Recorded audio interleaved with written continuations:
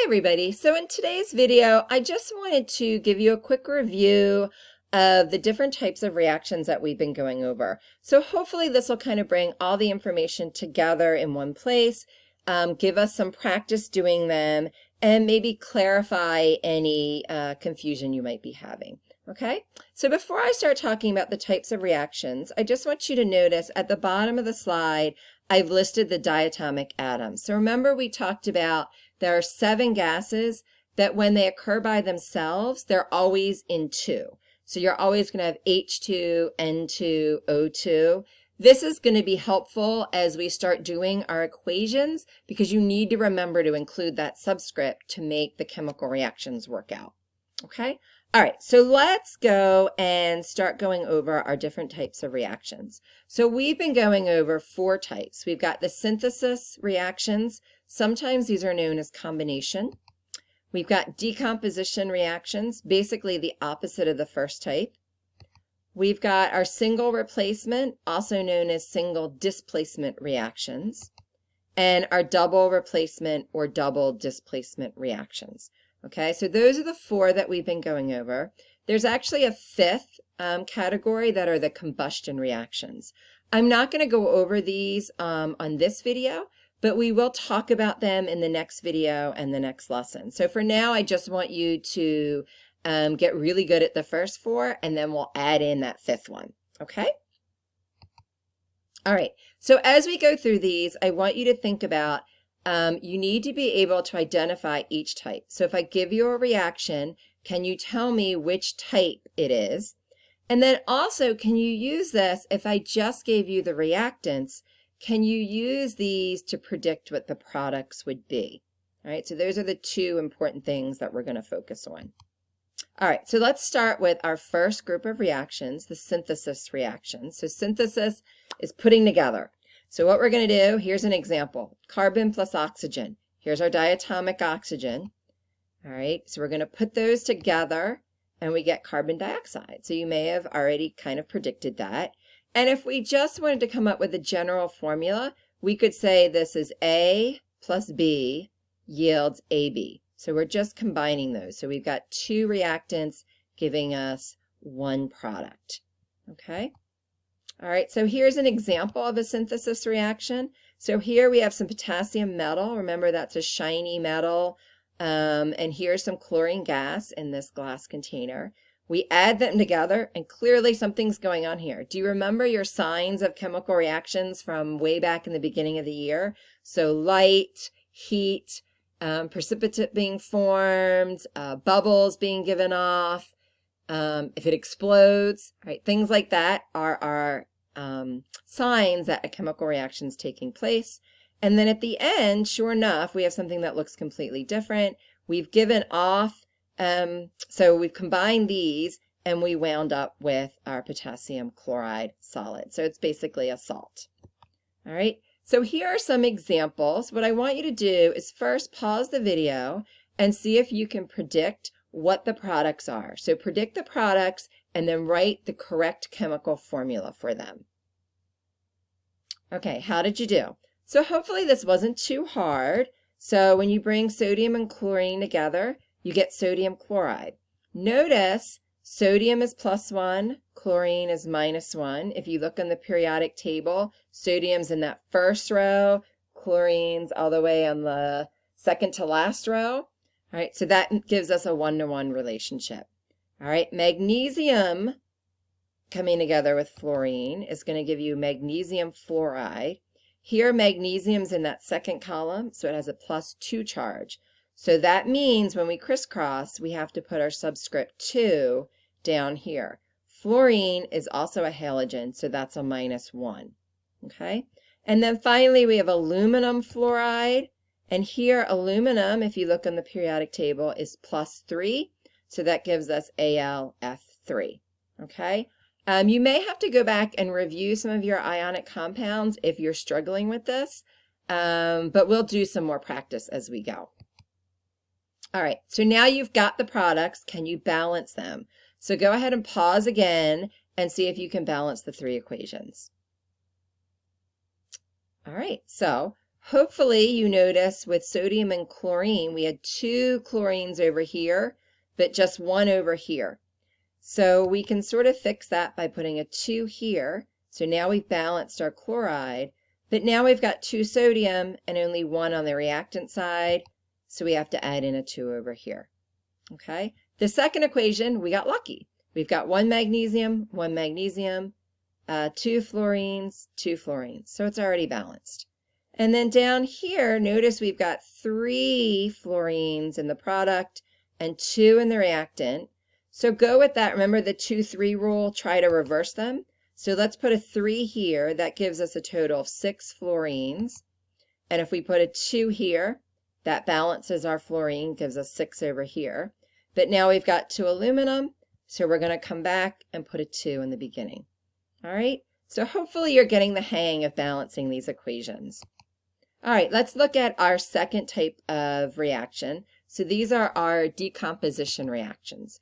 So here we're going to start with our sodium chloride and we're going to break it apart. So hopefully you pretty much already know what's going to happen here. You're going to have sodium chloride and it's going to be broken apart into sodium and chlorine.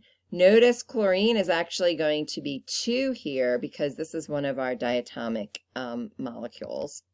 All right, and the general reaction is going to be AB is going to yield A plus B. Okay, so let's look at some examples.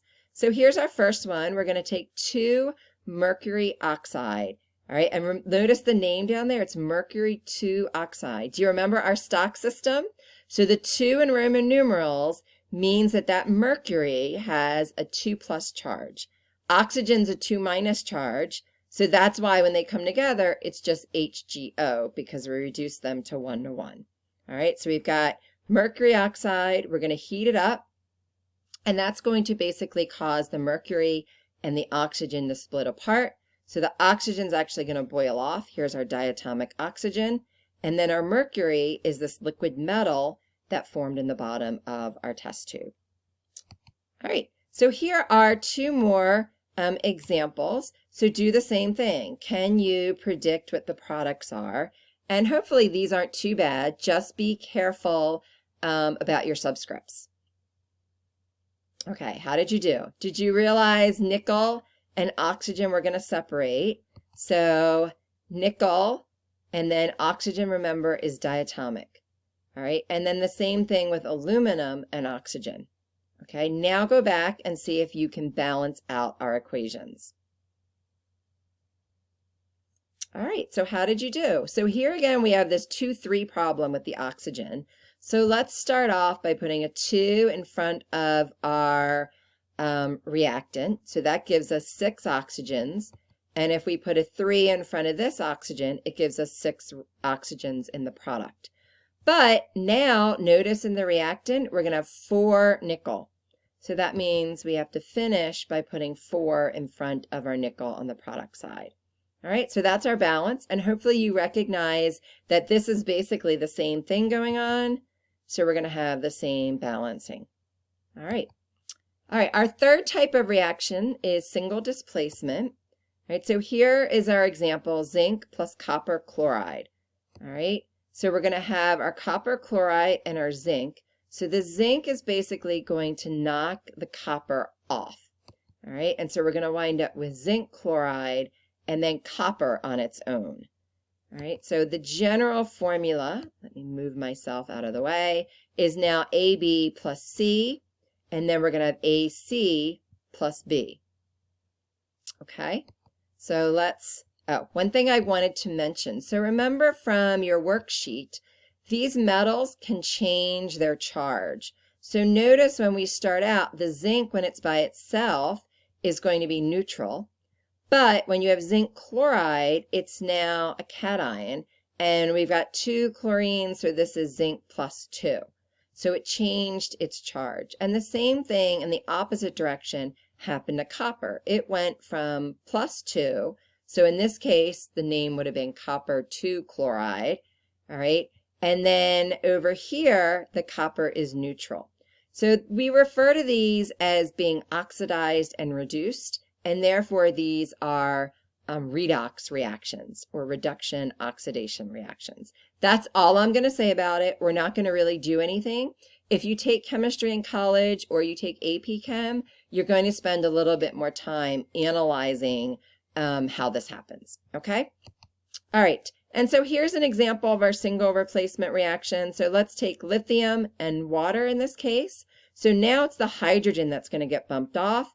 Here's our reaction occurring, so you can see it's fizzing, and that's actually this hydrogen gas that's fizzing off, and then the lithium is combining with the oxygen to make lithium hydroxide, okay?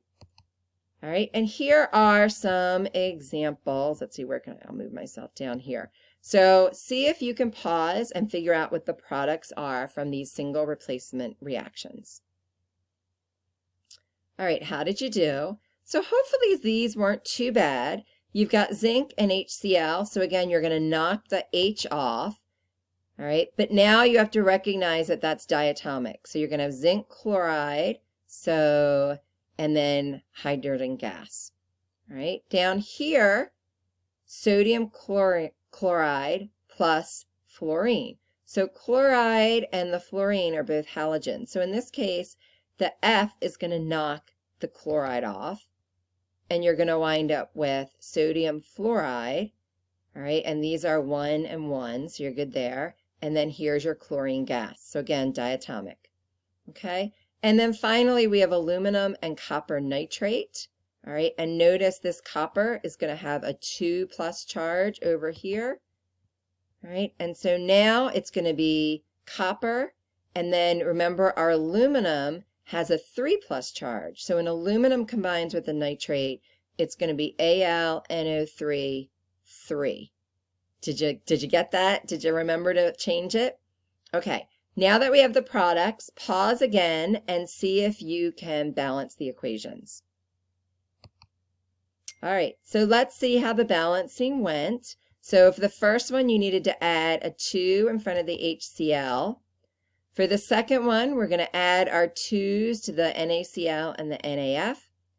And then for our third one, we've got that 2 and 3 thing going on, right? So you can reverse that by putting a 3 and a 2, and then you've got to balance that by putting the 2 and 3 on the other side, okay? So hopefully you got that. These were a little bit more challenging than some of the simpler ones. All right, and our final reactions are a double displacement. So now we've got 2 pairs, as it were, and we're going to switch partners. All right, so magnesium oxide and calcium sulfide. We now have magnesium sulfide and calcium oxide. So AB plus CD yields AD plus CB. Okay, and this is the way I remember it, is like that foiling in algebra. So here we're going to do outer and inner. So outer is silver and chloride join together, and then go right back to sodium and nitrate. All right, for our second reaction, we're going to start with potassium and nitrate, or our outer, and then go to barium and sulfate for our inner. Does that kind of make sense? Okay, let's look at some practice. So go ahead and pause. These are going to be a little tricky. Pay attention to your subscripts and see how you do. All right, so let's look at some of our answers. Okay, so we have our hydrogen with the nitrate and then silver chloride. All right, we've got calcium phosphate plus sodium chloride, lead chloride, so this would be lead 2 chloride, and our barium nitrate, and then iron 3, right, hydroxide plus sodium chloride. Okay, so did you get all the subscripts correct? Go back and see if you can figure out. So for instance, in calcium, phosphate had a -3 charge, calcium has a +2, so that's why we had to switch up the substrates. All right, now go back, do your balancing. All right, and here's the balancing for that second equation. The first one, I believe, was already balanced. And here's our balancing for the fourth one. So double check me, see if I'm correct.